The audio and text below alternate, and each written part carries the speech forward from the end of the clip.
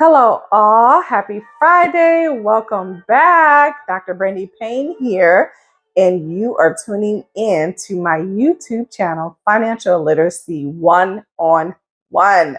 So let's just get right into it. Okay. We've talked about budgeting, we've talked about savings, and stressing the importance of the two. Okay.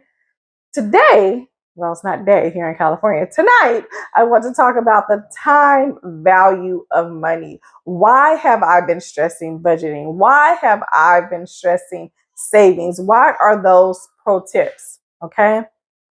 I want to clue you in on something called the time value of money. How time affects the value of money. What does that mean? Okay. Think about what you can get for $1 today, 2022, versus what you could buy or get for $1 10 years ago, 15 years ago, right? Nothing comparable. Okay.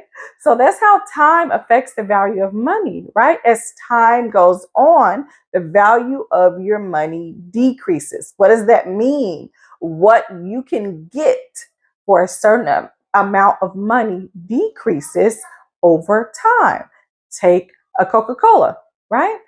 What did you pay for a Coca-Cola 10 years ago, 5 years ago, 3 years ago, right? It's not the same price today. I'm pretty sure you've heard the saying that yesterday's price is not today's price, right?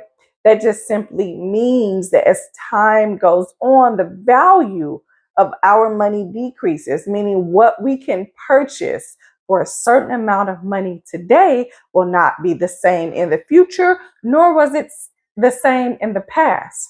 So how do we combat that, right? I've talked about budgeting.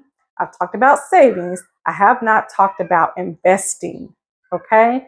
Savings to a certain extent is a facet, but of trying to accumulate an emergency fund or maybe even wealth, but it's not investing, okay?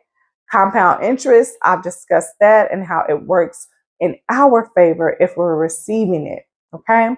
But I want you to consider tonight, my pro financial tip is the time value of money. Since you now know, you probably already knew this, right?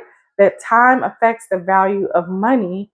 How are you able to combat that? How are you able to say, hey, I know the value of my money today will not be the same 10, 15, 20 years from now? One way to do that is to increase the amount of money you have. One way to do that is to receive compound interest. Okay? That's it. Very short and sweet tonight. I will expand upon this theory, if you will, time value of money, because I want you to understand and know that it is a very pertinent pro tip to understand how time affects the value of money and what you're doing with your money now, right now, during this time affects what you will have in the future, which is why I've expressed budgeting and savings and compound interest.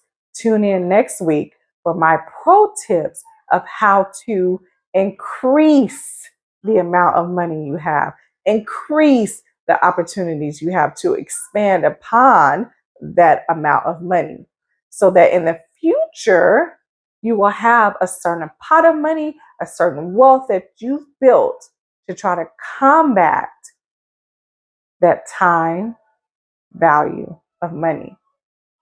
See you next week. Don't forget to tune in.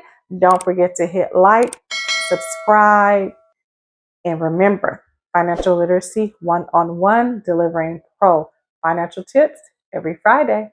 Bye-bye.